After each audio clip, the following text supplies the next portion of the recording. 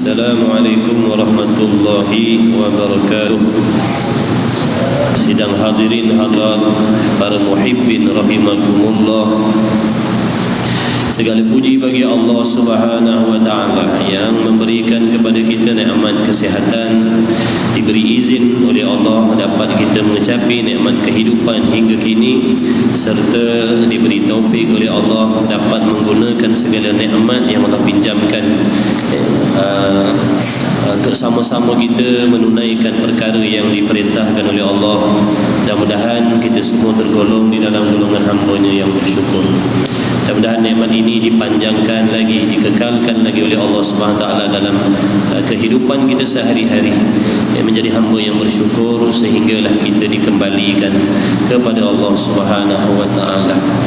Ilmu tauhid adalah ilmu yang terpaling mulia. Seandainya ingin dibandingkan dengan ilmu-ilmu agama Islam yang lain, maka ilmu akidahlah, ilmu tauhidlah, kata ulama, yang terpaling mulia sekali.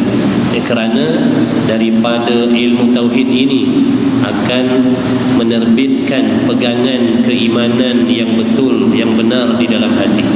Tanpa iman yang betul, apa sahaja amal ibadat yang dilaksanakan tidak akan diterima oleh Allah Subhanahu Wa Taala.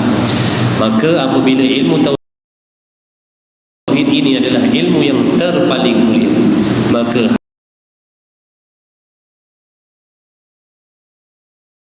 hamba-hamba yang dipilih oleh Allah Subhanahu Wa Taala untuk duduk di dalam majlis ilmu ini juga adalah merupakan hamba-hamba yang mulia di sisi Allah Subhanahu Wa Taala. Seperti mana yang dikhabarkan oleh Nabi sallallahu alaihi wasallam, barang siapa melangkah kepada satu jalan dengan niatnya untuk menuntut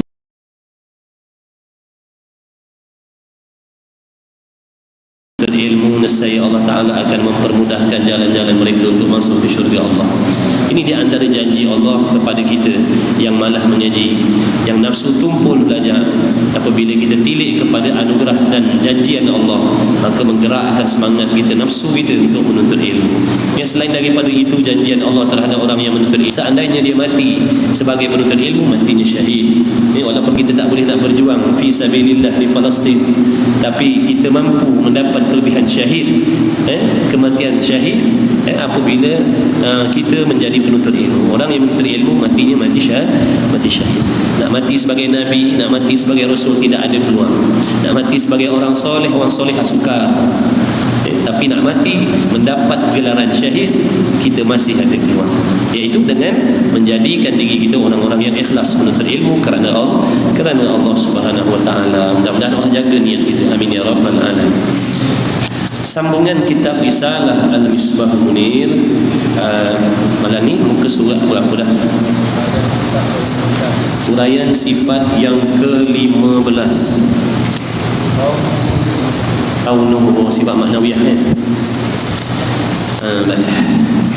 Bismillahirrahmanirrahim.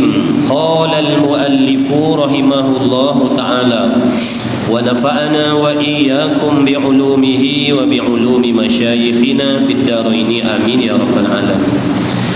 Kata musannif, huraian sifat yang ke-15 daripada 20 sifat. Kita dah belajar sampai 15 dah. Alhamdulillah, sikit-sikit dengan taufik Allah sampai 15 dah. Adakah kita dah faham setiap satu? Adakah kita dah faham setiap satu? Wajib kita usaha lagi, belajar lagi. Jangan berhenti ngaji tauhid ni. Jangan berhenti ngaji akidah ni, jangan. Ngaji seterusnya, payah pun hadap. Allah Ta'ala Maha Kuasa memberi kefahaman pada kita, tapi Allah nak melihat sesungguh mana, sekuat mana kesungguhan kita nak menjaga akidah, nak memastikan akidah yang benar terhadap Allah. Maka Allah uji dengan kesusahan, Allah uji dengan kepayahan, yang mana kesusahan kepayahan itulah juga di antara sebab Allah Ta'ala menggugurkan dosa-dosa kita. Baik, jadi yang ke-15 daripada 20. Apa hukum belajar sifat 20 ni? Di sisi ijma' ulama' kata wajib. Di sisi akidah kita Sunnah wal Jamaah wajib belajar sifat 20 ataupun sifat 13. Orang yang tidak berpegang dengan ijma' sahaja mengatakan tidak wajib belajar sifat 20. Golongan-golongan yang hanya berpegang dengan Quran dan hadis, tidak berpegang dengan ijma' ulama dan qiyas, mereka menafikan bahawasanya menuntut belajar sifat 20 ni wajib. Sebab tu dia bercanggah dengan kita, banyak bertembung dengan kita, sebab kita pakai 4, dia pakai 2 je. Atas alasannya Nabi sallallahu alaihi wasallam tidak mengajarkan sifat 20 kepada para sahabat. Sangat dangkal pemikiran mereka, dangkal sangat pemikiran mereka. Adakah Nabi sallallahu alaihi wasallam pernah mengajarkan Iqra 1 2 3 4 5 6 kepada para sahabat? Tak pernah. Jadi apa hukum mengaji Iqra? Haram, bid'ah, dalalah, bid'ah sayyi'ah ataupun bagaimana? Berapa ramai orang yang buta Quran boleh celik Quran asbab mengaji Iqra. Jadi Iqra itu kaedah. Iqra itu kaedah yang ulama buat supaya kita boleh membaca Quran, menyebut makhraj huruf seperti yang diajar oleh Nabi sallallahu alaihi wasallam. Nabi tidak mengajarkan Iqra 1 2 ataupun muqaddam kepada para sahabat, tapi ulama mereka mewujudkan pengajian ataupun kaedah Iqra 1 ataupun muqaddam ataupun al-Baghdadi dan sebagainya dengan maksud yang sama, supaya kita boleh menunaikan bacaan-bacaan Al-Quran itu betul, dengan sebutan yang betul, makhraj yang betul, tajwid yang betul. Jadi tidak ada masalah. Begitulah juga sifat 20. Sifat 20 ini merupakan kaedah. Kaedah yang nak menyampaikan kita kepada akidah yang benar seperti yang diajar oleh Nabi sallallahu alaihi wasallam. Jadi tak ada masalah mengaji sifat 20. Mudah-mudahan Allah memberi hidayah kepada mereka. Amin ya rabbal alamin. Kaunuhu muridan. Jadi kita masih membahaskan tentang sifat maknawiyah. Kaunuhu muridan, artinya keadaan Allah Ta'ala yang mengkehendaki. Sama huraiannya seperti kaunuhu qadiran sebelum tu. Baik, kita ulang balik secara ringkas, sebab memang ada kekeliruan dalam bab ni. Bab sifat maknawiyah ni ada keliru sikit, ada rumit sikit lah. Jadi kena ulang-ulang, tak apalah. Tak apalah. Baik, kaunuhu ta'ala muridan ataupun kaunuhu muridan. Kaunuhu muridan, ada 3 patah perkataan. Yang mana satu yang dimaksudkan dengan sifat maknawiyah. Yang dimaksudkan dengan sifat maknawiyah yang nak diterangkan di sini, yang nak dihuraikan di sini adalah berkaitan perkataan kaunu. Kaunu, bukan hu, bukan qadiran, bukan muridan. Kaunu tu yang membawa erti Melayunya keadaan, ataupun diterjemahkan dengan adalah. Adalah Allah yang berkuasa, adalah Allah yang mengkehendaki, adalah Allah yang mengetahui. Adalah tu, ataupun keadaan Allah yang berkuasa, keadaan Allah Ta'ala yang mengkehendaki, keadaan Allah yang mengetahui. Keadaan tu terjemah daripada perkataan kaunu tu. Jadi kaunu tu yang dipanggil sifat maknawiyah. Bukan sepanjang-panjang tu, bukan sepanjang-panjang tu, kaunu tu. Baik, kemudian sifat maknawiyah ni, kaunu tadi tu adalah merupakan suatu sifat yang di antara ada dan tiada. Kita dah huraikan hari itu. Seandainya ditanya, adakah sifat maknawiyah itu, diri sifat maknawiyah itu ada ataupun tiada? Maka dijawab sifat maknawiyah itu adalah suatu sifat, suatu keadaan, suatu kelakuan yang menengahi di antara ada dan tiada. Apa peranan dia? Apa peranan sifat maknawiyah? Peranan dia nak membolehkan adanya sifat-sifat ma'ani pada zat Allah. Seandainya tidak ada sifat maknawiyah, membawa kepada tidak ada segala sifat ma'ani. Jadi peranan dia sifat maknawiyah ni seolah-olah sesuatu yang nak melekatkan kudrat pada Allah, melekatkan iradat pada Allah, melekatkan sama' basar kalam pada Allah, melekatkan ilmu pada Allah. Peranan dia seolah-olah macam gam, bukan gam, sempit ibarat dah. Jadi kita terang macam tu nak dekatkan faham. Mana fungsi dia sifat maknawiyah ni nak membolehkan adanya ma'ani. Kalau tak ada maknawiyah, tak ada kudrat. Tak ada maknawiyah, tak ada iradat. Tak ada maknawiyah, tak ada ilmu, tak ada sama, tak ada basar, tak ada kalam pada zat Allah. Kudrat, iradat, ilmu, hayal, sama, basar, kalam itu sifat-sifat ma'ani. Jadi ketujuh-tujuh sifat ma'ani itu ada pada zat Allah Ta'ala, yang mana menunjukkan mesti adanya sifat maknawiyah. Baik, kita buat contoh untuk mendekatkan faham. Ngaji tauhid kena banyak contoh. Bukan contoh ni kita nak menyamakan Allah, bukan. Kita buat contoh dan ngaji tauhid ni bukan nak menyamakan Allah dengan makhluk, bukan, nak mendekatkan, menghampirkan faham. Baik, kita manusia ni, makhluk ni pun ada sifat ma'ani, ada sifat maknawiyah. Tubuh kita dipanggil zat. Zat Allah pun dipanggil zat. Cuma zat Allah tidak dipanggil berjisim, tidak boleh dipanggil berjirim. Zat kita dipanggil berjirim, berjisim, kerana zat kita, diri kita terdiri daripada unsur-unsur, bahan-bahan yang bergabung menjadi tubuh kita. Maka dipanggil berjisim. Selain daripada zat kita ni berjirim, berjisim, kita juga memiliki sifat-sifat yang tertentu yang dijadikan oleh Allah Subhanahu Wa Taala. Ada sifat ilmu, ada sifat pendengar, ada sifat melihat, tetapi semuanya itu baharu, tidak menyamai dengan segala sifat-sifat yang ada pada zat Allah. Contoh sifat ma'ani kita ni pada kain ridak ni.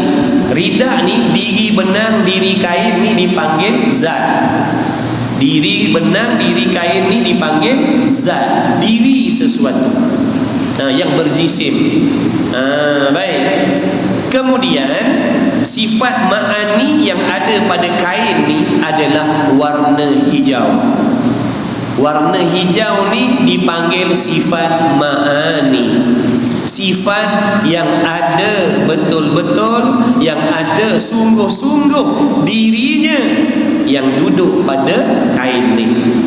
Apa erti sifat ma'ani? Sifat ma'ani, ingat, sifat ma'ani ni adalah sesuatu yang ada betul-betul, ada sungguh-sungguh. Diri sifat tu ada, diri sifat tu ada. Ni maksudnya di sini ada dua benda lah.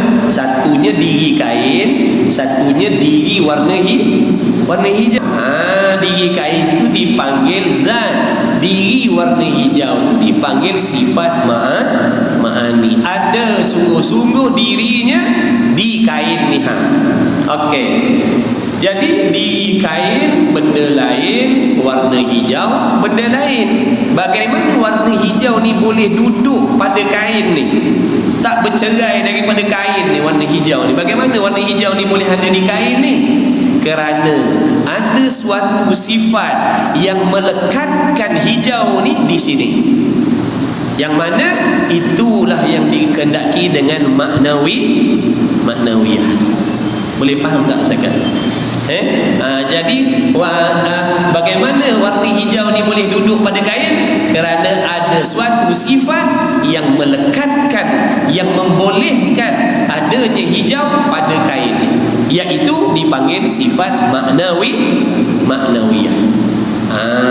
Nak tengok maknawiyah tu boleh tak? Tak boleh, sebab dia bukan jenis ada sungguh-sungguh.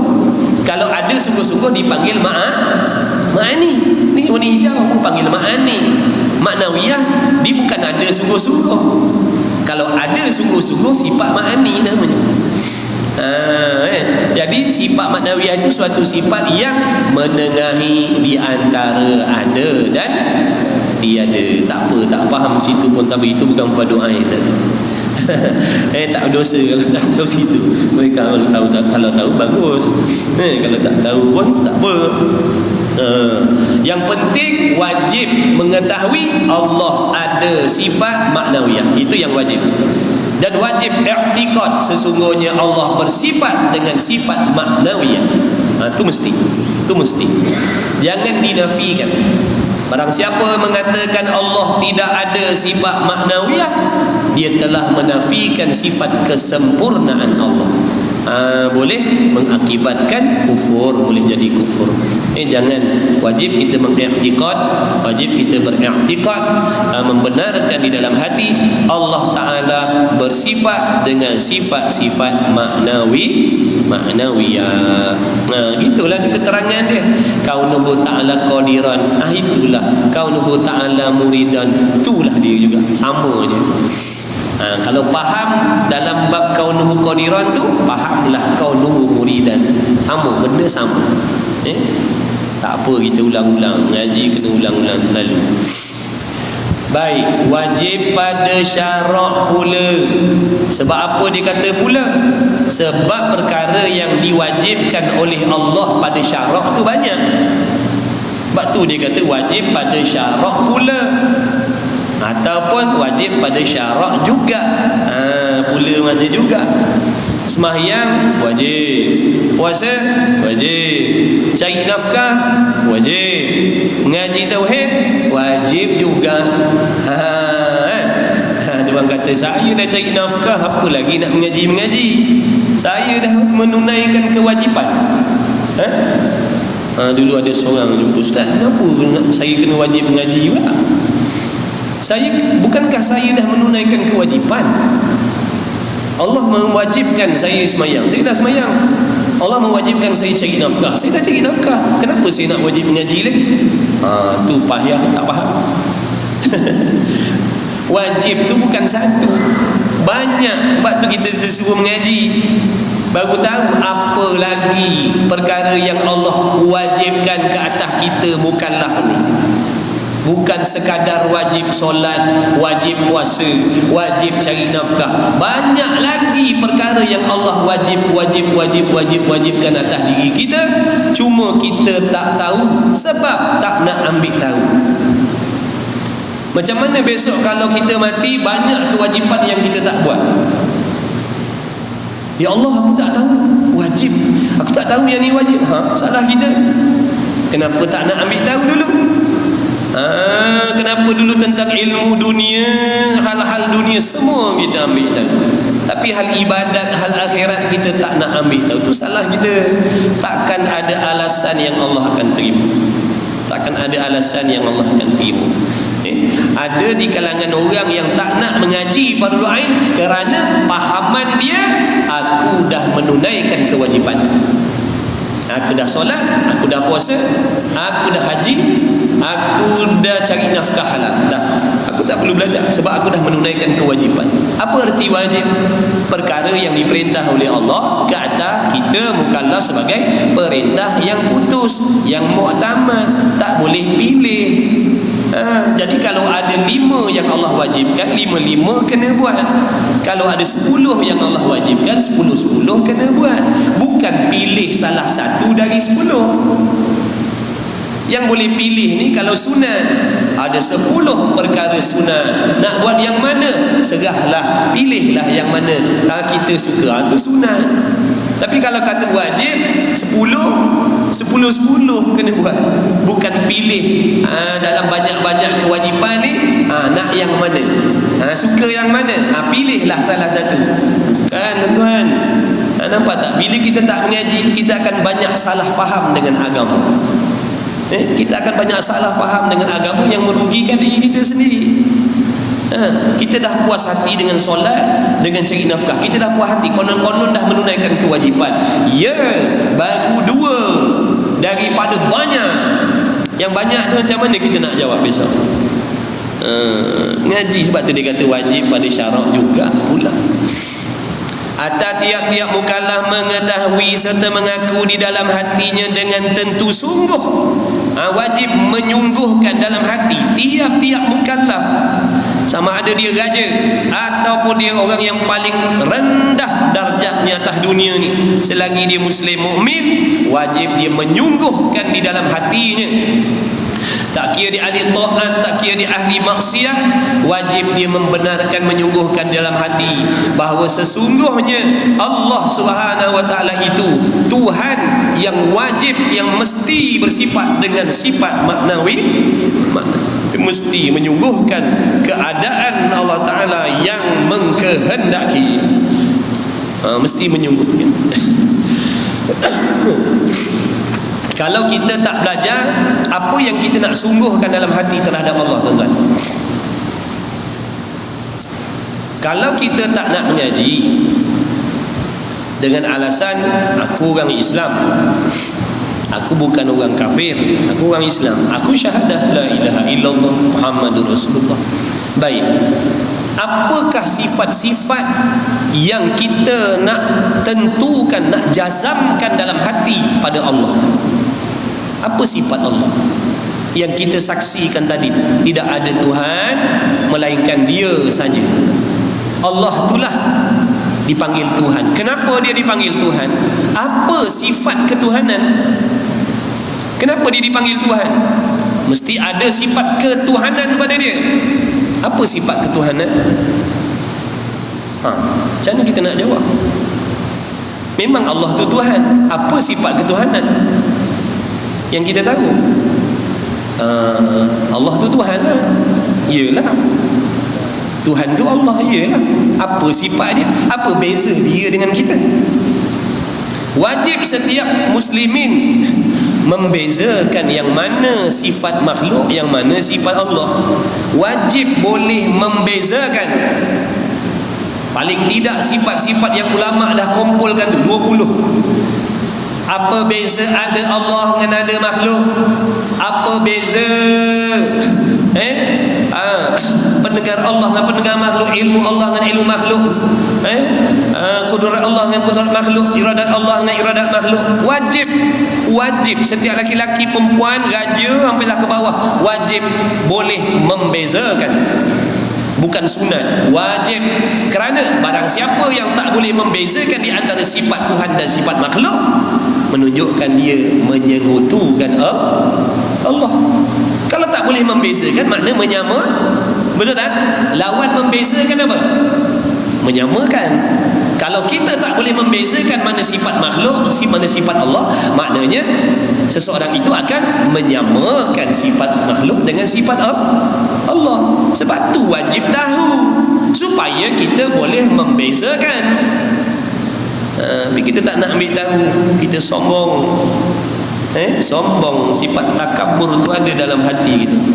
Apa perlunya aku belajar sifat 20? Aku bukan orang tak beriman. Orang kafir munafik pun syahadah, tuan-tuan. Mereka pun la ilaha illallah Muhammadur Rasulullah juga. Mereka pun solat seperti kita. Yang membezakan kita dengan munafik adalah akidah kita betul, akidah mereka salah. Jadi kalau akidah kita salah, macam mana? Kalau kefahaman dan pegangan kita terhadap Allah salah, apa jadi? Bukankah kita dah tergolong dalam kafir munafik? Tak takut ke jadi kafir munafik? Kafir asli, kafir murtad, kafir munafik ni kekal dalam neraka selama-lamanya.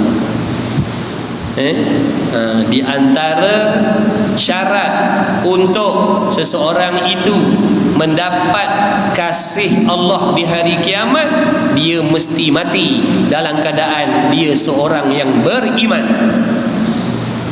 Dia mesti mati dalam keadaan memiliki iman ataupun akidah yang betul terhadap Allah. Ini syarat untuk dia mendapat kasih Allah di hari kiamat. Adapun kemurahan Allah di atas dunia ni semua orang dapat. Kafir tak kafir, semua dapat kemurahan Allah. Tapi kasih Allah hanya untuk mukmin di hari kiamat besok. Macam mana nak mendapat kasih Allah kalau matinya tidak beriman? Di antara kasih Allah terhadap orang beriman nanti, ada yang dosanya diringankan, ada yang azabnya diringankan, ada yang dosanya diampunkan, ada yang diberi peluang mendapat syafaat, ada yang disegerakan masuk syurga, ada yang masuk syurga tanpa hisab. Lambat laun pun tak kekal dalam neraka, akhirnya masuk dalam syurga. Kenapa? Kerana di dalam hatinya ada iman ataupun akidah yang betul. Kalau kita tak peduli tentang akidah dalam hati kita ni, macam mana kata? Adakah kita dah pasti pegangan dan kepercayaan dalam hati kita terhadap Allah tu dah betul? Kalau kita kata pasti, apa bukti? Mana bukti yang mengatakan pegangan kita dalam hati terhadap Allah tu dah betul? Mana dalil? Mana bukti? Bagaimana perbezaan di antara akidah yang betul dengan akidah yang salah? Apa beza? Inilah ulama kata mari mengaji. Bila kita tak nak mengaji, Allah nanti rugi, menyesal tak sudah. Ngajilah sementara diberi peluang oleh Allah. Gunakan saki baki umur kita. Kena paksa buat jadual. Pagi dah cari nafkah sampai petang, dah ada masa dengan keluarga. Bagi masa pula untuk akhirat kita sikit. Jadi keadaan Allah Ta'ala yang mengkehendaki dan tentu tidak keadaannya Allah yang tergagah. Apa maksud tergagah? Terpaksa. Jadi sifat tergagah, sifat terpaksa itu bukan sifat Allah. Tergagah, terpaksa itu sifat kita makhluk. Maha suci Allah daripada tergagah. Tergagah, terpaksa ni lawan bagi kehendak. Allah bersifat dengan iradat, makna Melayu sifat kehendak. Lawan dia, lawan kehendak apa? Dulu kalau kita belajar lawan bagi sifat ada, iaitu sifat tiada. Ada tu wajib bagi Allah, tiada tu mustahil bagi Allah. Kemudian qidam. Qidam tu sedia kala, sifat Allah. Baharu, sifat mustahil bagi Allah, lawan dia. Kalau di sini iradat, kehendak, itu sifat Allah. Lawan bagi kehendak apa? Ada 5. Lawan bagi kehendak ada 5. Kalau sebelum ni satu je pasangan dia, ada lawan tiada, sedia kala lawan baharu, kekal lawan binasa, satu je kan. Tapi bila sampai bab iradat ni, kehendak lawannya yang pertama dipanggil tergagah, terpaksa. Tidak ada sifat terpaksa pada Allah. Contohnya, seseorang itu mengiktikadkan, mempercayai kita ni nanti dimasukkan oleh Allah di dalam syurga kerana Allah terpaksa memasukkan kita. Tidak terpaksa. Tak dikatakan Allah terpaksa masukkan kita dalam syurga, Allah terpaksa bagi pahala, Allah terpaksa menghidupkan kita, Allah terpaksa beri rezeki pada kita. Tidak. Allah tidak terpaksa. Kalau Allah terpaksa, siapa yang memaksa Allah? Maknanya Allah tu duduk dalam tekanan. Siapa yang menekan Allah supaya mesti memberi? Bukankah dia Tuhan? Bukankah dia bersifat maha kaya? Apa maksud maha kaya? Tidak bergantung, tidak berkehendak, tak berhajat kepada segala sesuatu. Tiba-tiba terpaksa pula memberi. Oh tidak, tak kena dah. Tidak ada sifat terpaksa pada Allah. Sifat terpaksa tu mustahil bagi Allah. Kemudian jadi terpaksa ni lawan bagi iradat. Kemudian lalai. Lalai, sifat lalai, sifat mustahil bagi Allah. Lalai ini juga lawan bagi kehendak. Contoh dikatakan dalam dunia ni ada suatu kumpulan, satu kaum yang banyak mati kebuluran kerana Allah lalai mentadbir mereka. Dah mustahil. Allah kehendak mereka mati sedemikian. Allah yang menentukan mereka mati sedemikian, bukan sebab Tuhan tu lalai. Berlakunya kemalangan sebab Tuhan lalai menguruskan. Tidak, mustahil berlaku kemalangan begini dan begitu tu semata-mata pilihan penentuan kehendak Allah. Tidak ada istilah lalai pada Allah. Lupa, tu sifat lupa pada Allah. Sifat illat, dikeranakan oleh sesuatu kerana. Tidak, Allah bagi semata-mata limpah rahmat dan kehendak Allah. Bukan dikeranakan. Allah tidak membuat sesuatu dikeranakan oleh sesuatu kerana. Tidak. Dia nak dia bagi, dia tak nak dia tak bagi. Dia nak dia buat, dia tak nak dia tak buat. Walaupun kita tak nak, tapi bila dia nak akan sampailah pada kita. Kita nak sakit tak? Tak nak sakit. Nak demam? Tak nak. Tapi bila Allah nak demam pada kita, demamlah kita. Kita nak tak batuk? Tak nak. Tapi bila Allah nak, jadilah dia benda. Semua tu adalah sebab, adalah hikmahnya. Tidak ada sesuatu yang berlaku dalam keadaan Tuhan lalai, lupa, terpaksa. Dan tabiat, maknanya Allah menjadikan sesuatu itu kerana merupakan tabiat Tuhan menciptakan, tidak kehendak Allah Subhanahu wa ta'ala. Jadi ada 5 tadi: tergagah ataupun terpaksa, lalai, lupa, membuat sesuatu dikeranakan oleh sesuatu, ataupun kerana tabiat. Kelima-lima ini sifat yang mustahil bagi Allah. Jangan diiktikadkan Allah dengan salah satu daripada kelima-lima sifat. Tidak berlakulah sesuatu perkara, baik ataupun buruk, taat ataupun maksiat, nikmat ataupun bala, iman ataupun kufur, seronok ataupun tidak, semuanya itu berlaku semata-mata telah dikehendaki oleh Allah. Allah yang putuskan, Allah yang tetapkan demikian. Maka takkan lari. Apa yang Allah tetapkan muafakat dengan apa yang telah ada di dalam pengetahuan Allah sedia kala lagi. Tidak bercanggah.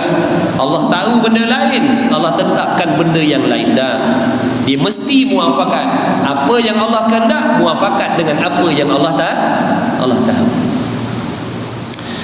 Dan keadaan itu, bila sebut keadaan, sifat maknawiyah tu. Dalam kitab tu kita garis kat situ. Dan keadaan, gariskan keadaan tu, buat nota kat tepi tu. Keadaan inilah yang dimaksudkan dengan sifat maknawiyah. Awak catat macam tu. Dan keadaan itulah sifat maknawiyahnya. Terjemah Melayu, kalau Arabnya kaunu tu. Dan kaunu itu, soalan macam tu. Dan kaunu itu, yakni dan keadaan itu, suatu sifat yang melekat ia akan sifat iradat di zat Allah Ta'ala. Dia suatu sifat yang melazimi, yang berlazim-laziman dengan sifat ma'ani. Dia tak boleh berpisah, tak boleh bercerai, tak boleh bergasing daripada sifat ma'ani. Ada ma'ani menunjukkan mesti ada maknawiyah. Bila ada ma'ani mesti ada maknawiyah. Tak boleh kita nak kata ada sifat ma'ani tapi maknawiyah tak ada. Tak boleh. Dia berlaziman. Dia tak boleh berasing, dia tak boleh berpisah. Dan ianya sifat maknawiyah, suatu kelakuan di antara ada dan tiada. Nak kata ada betul-betul sehingga boleh nampak tengok tak boleh. Nak kata tiada, tak ada langsung pun tak boleh. Kalau tak ada langsung membawa kepada tak ada nanti kan sifat ma'ani. Kalau nak kata ada betul-betul, boleh nampak macam ma'ani. Sebab tu dia bukan ada sungguh-sungguh, bukan tak ada langsung. Dia menengahi antara ada dan tiada. Tak faham tak apa tuan-tuan, tak dosa. Dan tiada melazim ia akan sifat iradat, dan ianya satu kelakuan di antara ada dan tiada yang melazim ia akan sifat iradat di zat Allah. Dan dalil atas demikian itu huraiannya seperti dalil kaunuhu qadiran. Sama je dalilnya, sama macam kaunuhu qadiran dulu. Sama je dalilnya, sama, cuma ubah daripada qadiran tukar muridan. Dalil hendaklah engkau perhati daripadanya. Jadi kita buatlah dalilnya sikit ni, buat dalilnya sikit. Dalil ni macam mana? Kita ambil daripada Allahumma salli ala sayyidina Muhammad.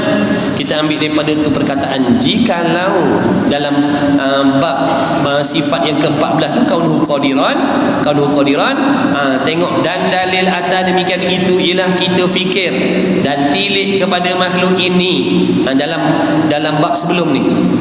Dan dalil makna bukti yang menunjukkan atas Allah Ta'ala tu ada sifat kaunuhu qadiran tu, jikalau tidak sabit keadaan yang melekatkan kudrat di zat Allah, maka kudrat tu tukar dengan iradat. Dalilnya situ, kias kat situ lah, ubah sikit ni. Jikalau tidak ada sifat maknawiyah, kita buat macam tu lah, buat dalil lain lah.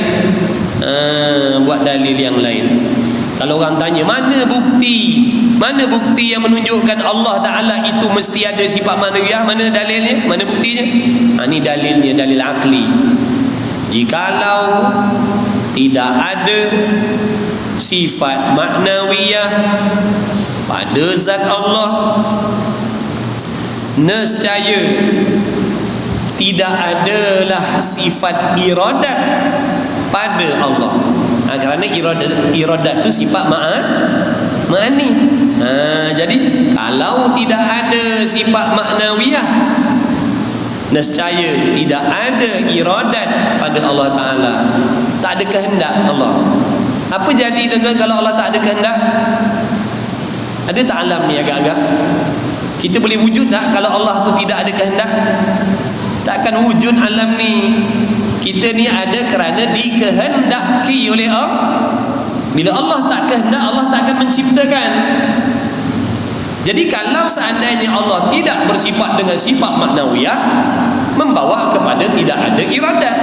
Iradat tu ma'ani. Bila tak ada iradat, nescaya Allah tidak akan menentukan kewujudan alam ini. Kemudian apa lagi? Tidak wujudnya alam ini batil, salah, karut. Sebab mata kita sendiri dah menyaksikan adanya alam. Bahkan kita pun alam, kita sebahagian daripada alam. Jadi bagaimana? Jadi adanya kita ni menunjukkan, menjadi dalil. Adanya kita ni adalah merupakan dalil, bukti yang menunjukkan Allah mesti bersifat dengan iradat, menentukan dan memberi bukti menjadi dalil juga bahawasanya ada sifat maknawiyah pada zat Allah. Dalil dia macam tu je tu, kias macam tu. Kalau tak ada maknawiyah, membawa kepada tak ada ma'ani. Tak ada ma'ani, mustahil lah. Mana boleh kalau dah tak ada ma'ani? Tak adalah alam ni. Allah tak ada kudrat, Allah tak ada ilmu, Allah tak ada hayat, Allah tak ada samak basar. Tak adalah alam ni. Huraian sifat yang ke-16. Baca laju sikit lah, benda sama. Dah. Wallahu a'lam. To be continue, insyaAllah. Nanti kita sambung lagi lah, insyaAllah. Benda sedap ni tak boleh banyak, sikit-sikit.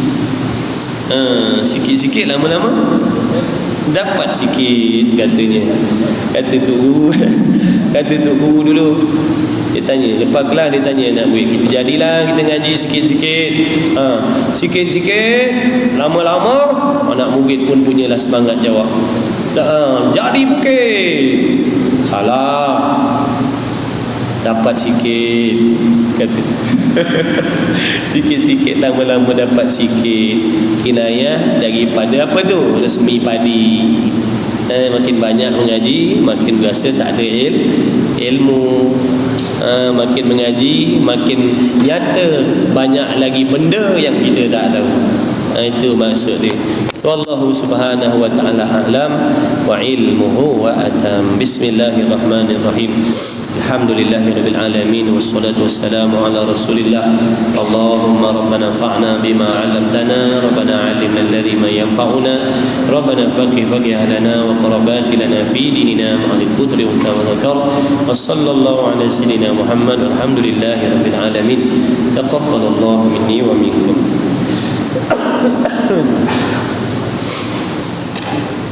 Alhamdulillah.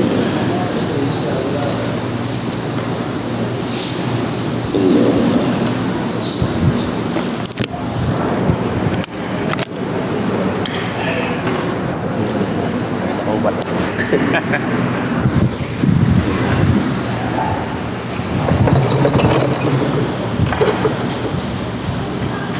Dulu nak beli makan nasi kan kita balik cuma nak berubat.